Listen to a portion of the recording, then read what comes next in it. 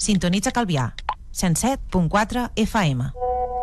Venga, seguimos en directo aquí en la 107.4 de Radio Calvià. Como cada viernes hasta ahora es tiempo para nuestra asesoría jurídica. Hoy nos acompaña desde el despacho de abogados Fontmona Sainz de Baranda, uno de sus socios, abogado también desde el año 1989, Cristóbal Mora. Muy buenos días, ¿cómo estás?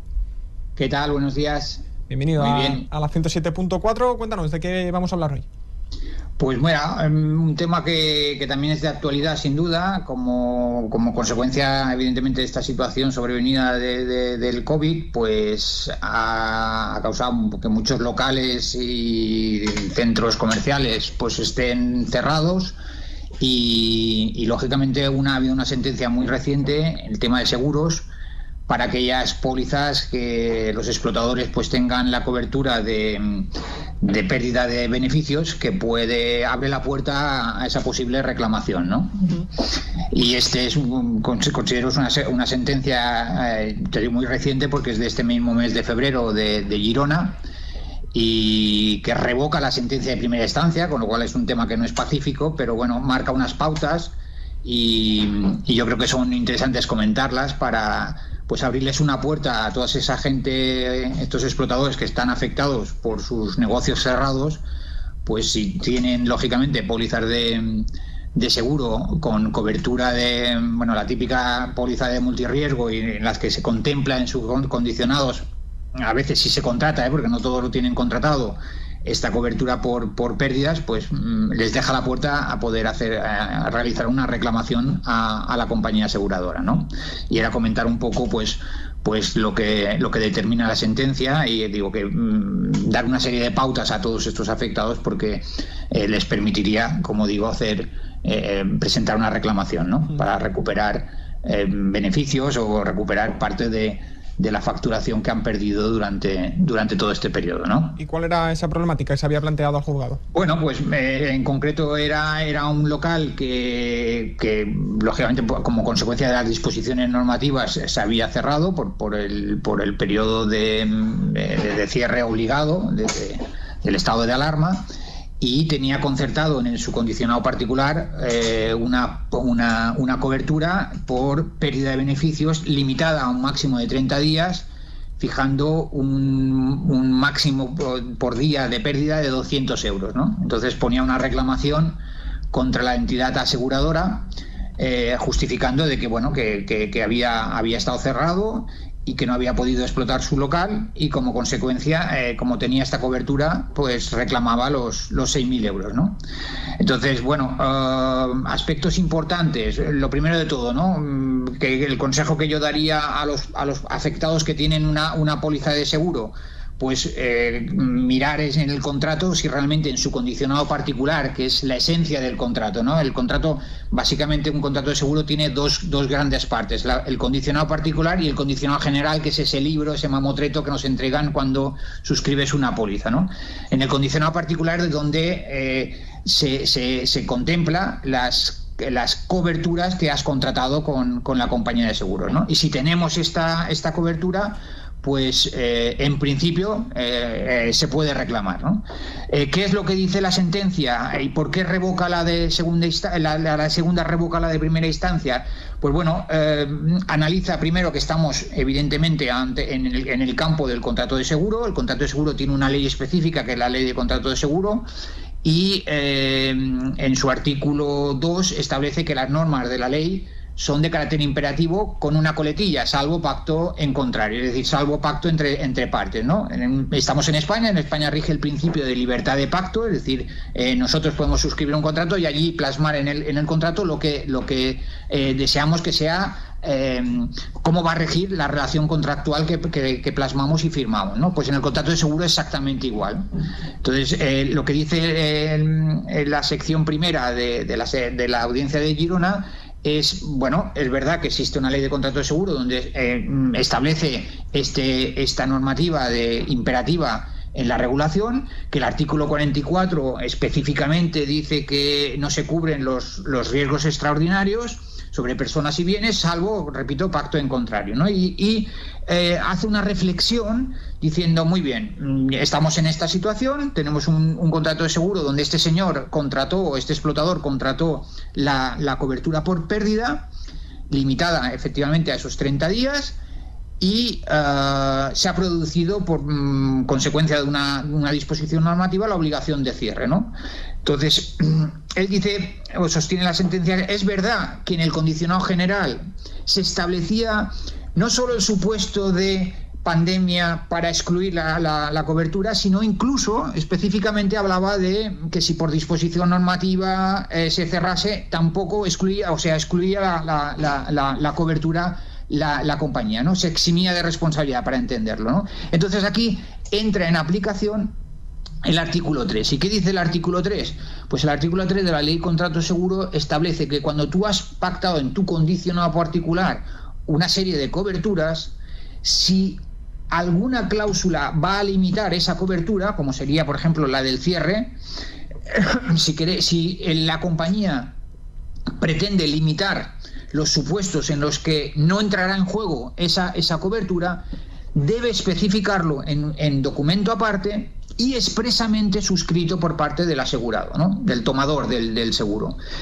¿Qué es lo que pretende? Que tenga un conocimiento claro de que, bueno, ha contratado esa cobertura, pero ojo, en según qué supuestos no entrará en juego, ¿no? Y como sostiene la propia sentencia, dice, no existe más que en el condicionado general, perdido dentro del clausulado ese mamotreto, independientemente que esté marcado en negrita, como muchas cláusulas en el condicionado general, pero no existe una aceptación específica y expresa por parte del tomador, entiende que no es de aplicación, ¿no? La compañía también alegaba que en el condicionado particular, muy típico en las pólizas, se pone una aclaración genérica, una cláusula de estilo genérica al final diciendo el tomador del seguro es conocedor de que en el condicional general existe una serie de cláusulas que puedan limitar los derechos del asegurado. Pero como es genérica, no es válida, es decir, viene a incumplir el artículo 3, ¿no? Sí. Y bueno, a medida que hablemos sobre el tema, podemos entrar más en detalle sobre cuestiones específicas, como por ejemplo estábamos hablando de que si, o lo que decía por visto, se acogía la sentencia de primera instancia, que no la he leído, pero parece ser por lo que apunta la sección primera de esta sentencia, si estábamos ante una situación extraordinaria por la pandemia o el cierre es motivado por una disposición normativa, ¿no? Y la realidad es que estamos ante lo que provoca el cierre es la disposición normativa y por ese motivo considera que es una cláusula limitativa y necesariamente tenía que haber sido suscrita por el tomador, ¿no? Esto es un poco la línea de la sentencia, ¿no? Con lo cual abre una puerta a futuras reclamaciones de empresas o locales explotadores que esta sentencia pues ha arrojado luz. De hecho, esta misma semana me llamaron varios clientes diciendo, bueno, yo es que en la póliza lo tengo cubierto, ¿no? Y ya hemos quedado para que traigan la póliza porque, repito, el condicionado particular es básico, es el elemento esencial, donde ahí se pactan las condiciones de cobertura, ¿no? Por ejemplo, el incendio, pues son típicas pólizas de multirriesgo, ¿no? Claro. Y esto en concreto, un dato que es muy importante, que el juez le pega un tirón de orejas al reclamante, y dice, has tenido la suerte de que la compañía no te ha discutido el importe, pero se tienen que acreditar, es decir, uno puede cerrar, mañana mismo hacemos una póliza y yo soy compañía y tú eres el explotador y me dices, bueno, yo quiero cubrirme para el caso de pues lo que ha pasado, ¿no? de la pandemia, ¿no? Y quiero tener una cobertura de 3 meses, ¿no? Porque normalmente son un periodo temporal, se suele establecer 1 mes, 3 meses, 6, 1 año, es lo habitual, ¿no? Y estableces un capital, ¿no? Porque según tus números, pues yo más o menos al año pues facturo tanto, el cierre me supondría pues una pérdida de facturación de X, ¿no? Y esto es lo que plasmas en la póliza, ¿no? Pero después hay que acreditarlo, es decir, no basta decir, mira, yo en mi póliza he cubierto 30.000 euros de perjuicio, me pagas los 30.000. No, se tiene que acreditar la realidad de ese perjuicio, ¿no? Y bueno, en este caso reclamaba los 6.000 sin aportar nada, pero la compañía de seguros no discutió los 6.000, con lo cual quedó como hecho no controvertido, es decir, un hecho ya firme de que el perjuicio era por ese importe, ¿no? Pero la compañía puede haber dicho, no, usted es que no me acredita cuál ha sido los perjuicios que le ha ocasionado el cierre, ¿no? Económicos, obviamente, ¿no? Claro, en ese caso, la empresa en cuestión, la empresa explotadora de ese local, tendría que haber acreditado que dejó de ingresar 5.000 euros de invento al mes y ingresó 500, por ejemplo. Correcto, tendría que haber acreditado cuál era el... Hombre, uno dice, ¿cómo se puede hacer? Pues, por ejemplo, cogiendo el comparativo del 2019, porque normalmente cuando haces este tipo de póliza, determinas cuál es el importe mensual habitual, ¿no? Es decir, es cierto que hay locales que en los meses de verano pues obtienen mucho más beneficio que en los meses invernales, obvio, ¿no? Pero puedes hacer un cálculo del año, depende, ya repito, depende del periodo que quieras cubrir, porque esto sí que es voluntario. Cuanto más cobertura des, más cara será la prima a la hora de pagar. Cuanto menos, por ejemplo en este caso era solo 30 días, que es un periodo muy muy corto, pues evidentemente la prima es mínima, porque es un riesgo muy limitado económicamente, es decir, nunca se podrá sobrepasar los 6.000 porque ese es el tope, está pactado en el condicional particular y es el tope, ¿no? Pero sí que es importante advertir a los oyentes que no basta con decir yo tengo cubierto 100.000 euros o 1.000.000 de euros, con lo cual me tienen que pagar 1.000.000 de euros. No va por ahí. Es decir, se tiene que acreditar, ¿no? Claro. Entonces, para cubrirse en salud en este caso, la compañía de seguros tendría que haber incluido el hecho de una pandemia en ese contrato, ¿no? En el condicionado particular tenía que haber advertido de que, es decir, yo te doy cobertura por pérdida de beneficios por cierre, pero te marco en el mismo condicionado particular, te indico los supuestos en los que no te daré cobertura y tú expresamente tienes que aceptarlo, ¿no? Porque a lo mejor no te interesa, es decir, precisamente yo lo que quiero cubrirme es para supuestos extraordinarios. Entonces, si tú ya me estás diciendo, compañía de seguros, que no me lo vas a cubrir, no me interesa, voy a buscar a otra compañía. De ahí que normalmente o habitualmente las compañías en el condicionado particular no suelen limitar las coberturas porque no cerrarían pólizas, ¿no? Y lo que les interesa es generar negocio. Entonces, ¿cuándo viene el problema? Cuando se produce el siniestro. Entonces, ahí la compañía suele siempre acogerse al condicional general, porque muchas veces el condicional general es tan amplio que por algún resquicio van a intentar encontrar el motivo para oponerse, ¿no? Y de ahí sale pues ese derecho que tienen los particulares, los tomadores, o en este caso el asegurado, para poder invocar que esa excepción o ese supuesto de exclusión que me está alegando la compañía de seguros no es válida por cuanto yo no tenía conocimiento al tiempo de contratar, ¿no? Y amparándose en qué artículo, pues en el que dice la sección primera, que es el habitual, ¿no? En estos tipos de seguros siempre alegamos este artículo diciendo, bueno, ¿dónde está esa limitación aceptada, ¿no? Porque ya digo, no vale que esté perdida en el condicionado general, que es este libro que te entregan, porque nadie se lo lee. Además es un documento que llamamos documento de adhesión, en el que tú en particular no has podido negociar individualmente cada cláusula, sino que ya te viene impuesto, ¿no? O lo tomas o lo dejas. Donde el único sitio o lugar donde se recogerá la voluntad del tomador será en el condicionado particular. De ahí que ese para mí es el documento básico que va a permitir el poder instar una reclamación con éxito si el condicionado particular, pues uno se ha fijado a la hora de contratar de que estén las especificaciones que ha querido, porque si después no aparece reflejado en el condicionado particular, las posibilidades de éxito son mínimas, por no decir nulas, ¿no? Y en caso de que el tomador acepte y firme ese condicionado particular, ¿la empresa aseguradora puede limitar cualquier derecho que se haya incluido en la póliza?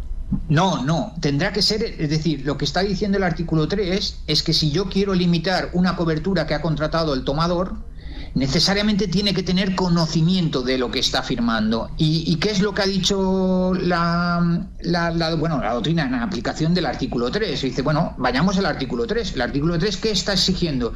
Está exigiendo que esas limitaciones se suscriban en documento aparte y que estén firmadas, es decir, con conocimiento expreso por parte del particular, ¿no? Entonces, esto es lo que está exigiendo, y lo que no es admisible es lo que se hace habitualmente por las compañías, que cuando se ocurre un siniestro, sea en esto, sea en otro, es decir, no solo es la cobertura por el condicionado, por la cobertura por pérdida, cualquier cobertura, ¿no? Que después diga, por ejemplo, he contratado el incendio, ¿no? Y después me salta que en el condicionado general me excluye, por ejemplo, si fuese por un cortocircuito. No, hombre, un cortocircuito ha generado el incendio. Entonces, si eso es una limitación, usted me tenía que haber dicho, no, si es generado por un daño eléctrico, se lo excluyo, ¿no? El incendio, no, en casos de... Es un ejemplo muy atípico, ¿no? Pero bueno, que se pudiese dar, ¿no? Entonces, esa limitación, lo que está diciendo los tribunales es, no te lo acepto a la compañía, no te acepto tu exclusión de responsabilidad por cuanto tenías que haber informado al particular que le limitabas el supuesto de cobertura por incendio en los supuestos de cortocircuito, y tendría que estar bien en el condicionado particular o bien en un documento específico de exclusiones y firmado expresamente por él, ¿no? De tal manera que no te pudiese alegar desconocimiento, ¿no? Ahí es donde pone, yo creo, pivota el argumento esencial de los juzgados y tribunales a la hora de dar la razón al particular. Es decir, si usted no me demuestra que este señor tenía conocimiento de la existencia de esa limitación, yo le voy a dar la razón, ¿no? De hecho, en la primera instancia, y se lo reprocha a la audiencia, la sentencia de segunda instancia le reprocha a la de primera instancia o al juzgador de primera instancia el hecho de que los testigos, es decir, testigos traídos al juicio por parte de la compañía aseguradora, como pueda ser el comercial que ha vendido la póliza, etcétera, etcétera, el testimonio suyo le dio mucha validez porque dijo, no, se le informó de que no había cobertura en casos de por disposición normativa o supuesto extraordinario de una pandemia que tuviese cobertura de cierre, ¿no? De pérdida por este supuesto, ¿no? Y el juez de primera instancia sí consideró que ya tenía conocimiento, que estaba acreditado que se había dado conocimiento. La audiencia dice, no, perdona, estamos hablando de un testimonio de parte, y además, si la ley nos dice que tiene un carácter imperativo y el artículo 3 nos dice cómo se debe regular o cómo se debe actuar a la hora de limitar las coberturas, pues hay que cumplirlo, no basta un testimonio de un testigo de parte para desestimar una pretensión de un asegurado, ¿no? Tiene que usted cumplir los requisitos que dice el artículo 3, ¿no? ¿Y con lo cual, dime, perdona. ¿Qué horizonte judicial se abre ahora en cuanto a estas reclamaciones?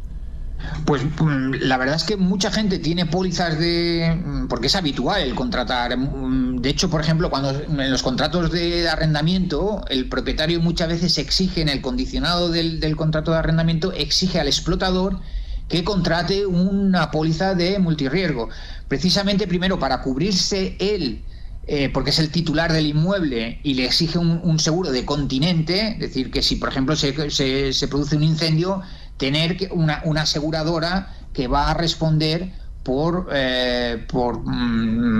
pagarle la reparación del local, ¿no? Entonces, muchas veces se exige, dentro de los condicionados de los contratos de arrendamiento, la formalización de una póliza por parte del explotador, ¿no? Con lo cual es muy habitual que estén concertados estas pólizas, ¿no? Y aquí, pues, lógicamente se abre un camino nuevo, porque mucha gente yo creo que no ha sido consciente o ha pensado, bueno, esta es un supuesto que se podía calificar de extraordinario, que posiblemente no entre en cobertura, y no es así, porque de hecho, por ejemplo, el artículo 44, cuando habla de daños, en los riesgos extraordinarios, que son los que cubriría el consorcio, precisamente habla de riesgos, que son los riesgos naturales, los riesgos típicos de terrorismo, de actuaciones de Fuerzas Armadas por actos de sedición, de motín, de rebelión, etcétera, ¿no? Pero no contempla específicamente el de pandemia, ¿no? No se contempla como tal, ¿no? Lo diría a los efectos de que entrase el consorcio, pero si fuese un riesgo extraordinario y uno tiene un seguro privado, podría derivar contra el consorcio, ¿no? En caso de que se considerase riesgo extraordinario, ¿no? Dentro de los calificados como riesgo extraordinario. Entonces, supongo que desde especialmente Font Morassany de Baranda animáis a todos nuestros oyentes, especialmente los explotadores de locales, a que revisen sus pólizas o que acudan a un especialista. Sí, para que efectivamente, lo hagan, ¿no? Y aparte esto es totalmente compatible. Lo que el otro día, hace pocos días, en vuestra emisora se estaba hablando de otra vía, que era lo de la famosa doctrina Rebus, ¿no? Sí. Donde se estaba por parte de particulares, o sea, de explotadores, ejercitando acciones, incluso pedir medidas cautelares que los jueces los están dando para reducir su estructura de coste, ¿no? Porque están pagando unos arrendamientos, no tienen abierto, no pueden sufragar esos costes porque no tienen entradas, y esto es perfectamente compatible, porque uno dice, bueno, yo es que he solicitado una medida cautelar para reducir el coste del alquiler o incluso suspender el pago del arrendamiento, o que no me puedan instar una acción de desahucio, etcétera, etcétera, y se están dando, o estoy consiguiendo que por parte del juez, provisionalmente, porque es una medida cautelar que después se resolverá el asunto principal, pero bueno, cautelarmente el juez me está dando la razón.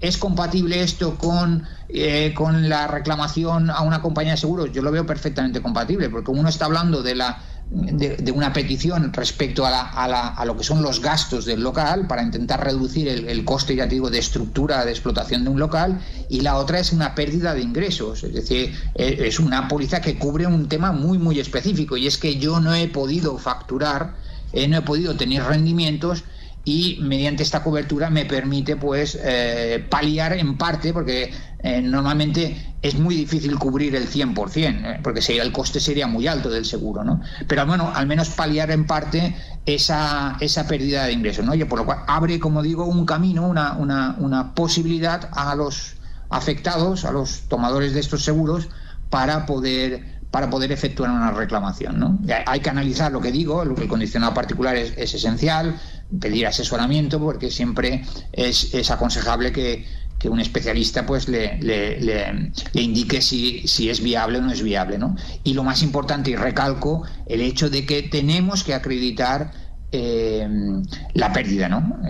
No basta con decir, oye, yo reclamo este importe, porque uno podría decir, o la compañía, yo fuese abogado de la compañía, y bueno, usted me está solicitando unas cantidades sin justificarme cuál ha sido su pérdida, ¿no? Entonces, lo que me está solicitando es un enriquecimiento sin causa, porque no me está acreditando cuál ha sido su perjuicio, ¿no? Entonces, esa documentación hay que llevarla preparada, ¿no? Muy bien, pues estaremos... Y después, lógicamente, esencial que el seguro se hubiese concertado con anterioridad al hecho, ¿no? Es decir, porque uno puede decir, bueno, en marzo me han cerrado, voy a pedir una póliza para cubrir esta eventualidad, ¿no? En ese caso no habría cobertura, ¿eh? Tendría que haberse concertado con anterioridad, ¿no? Claro, partimos de esa base. Pues estaremos muy pendientes del recorrido que tienen también estas reclamaciones, y seguro que tenemos espacio para comentarlo cada viernes aquí en nuestra asesoría jurídica, entre otros con el despacho de abogados Font Morassany de Baranda, del cual es abogado y socio Cristóbal Mora, que nos ha acompañado en esta mañana. Cristóbal, muchas gracias y hasta la próxima. Un placer. Gracias. Hasta luego, gracias. Hasta luego. Pues hasta aquí llega nuestra retransmisión también a través de Facebook.